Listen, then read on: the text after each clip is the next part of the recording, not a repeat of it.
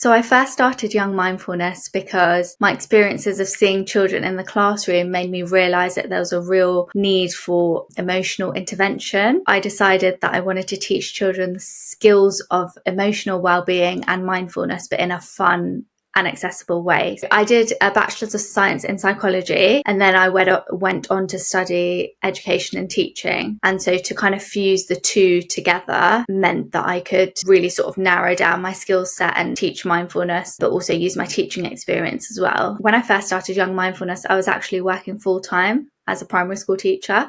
So I was kind of doing the two together. And so I was working weekends, running sessions after school. I think seeing children in the classroom without those skills firstly has been really difficult because you really want to help them. But as a teacher, you just can't because you don't have the time and you have, 29 other children in the classroom. So when I moved over from that primary school role of then becoming a mindfulness teacher, it made me feel really good because I was teaching them, but I was teaching them things that really truly mattered. And although obviously reading and writing and all of the rest of it is really important, there's no point if they're not okay up here. And so I really believe that comes first, and then that will accelerate the learning for them. As the demand increased, that's when I cut down my teaching hours. And eventually, once schools and nurseries were approaching us, then I had to completely step back. I'd been wanting funding for a while, but it's really hard out there because when you apply for these grants, there's so many amazing companies that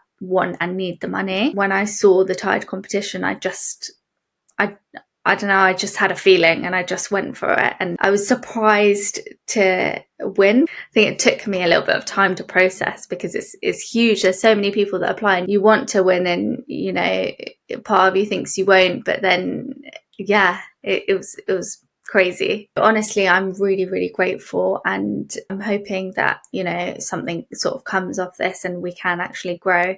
But I think it's about spending the money really carefully and not just getting excited and kind of just testing a few things out and seeing what's working. I really feel like it's going to be well spent because the cause that is going to, I believe, is like one of the most important causes. The bulk of the £5,000 will be spent on marketing because I think it's easy to have a great product or service, but if no one knows about it, then what's the point? To have this money as an opportunity to be able to kind of get it out there and tell people that, hey, look what we do. I mean, £5,000 is huge, will be huge for me and what I do, and hopefully, it'll help me grow. I think over the next couple of years, the main thing is that I'm hoping through marketing, more schools and nurseries will hear about our sessions, but also hopefully more individuals will be wanting to get involved, and that will enable us to start and to serve schools that are in different locations, not just sort of based around London. That will make the biggest difference, I think. So the marketing is obviously great for both ways. So that's kind of my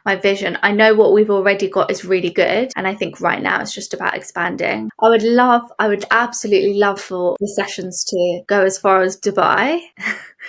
Which sounds a bit mad, but I think it's possible. All over the UK would be great, but also Dubai specifically would be great as well. I think with Dubai, it's just a personal thing. I go there every year and I feel like it's the sort of country that I know the most after here, if that makes sense. So I think that would be the next step because I know it well enough to be able to set something up there. I guess the best piece of advice I could give to someone who's just starting is believe in yourself, because at every stage, there's always going to be someone that tells you, that your idea is too big, or that it's not good enough, or that you can't do it. And at the end of the day, I think it's that belief that gets you that one step further. You can give up at any stage because things aren't always going to be straightforward. It never is in business ever, but it's about perseverance, and like when you get knocked down, just getting back up on your feet and remembering why you actually wanted to start.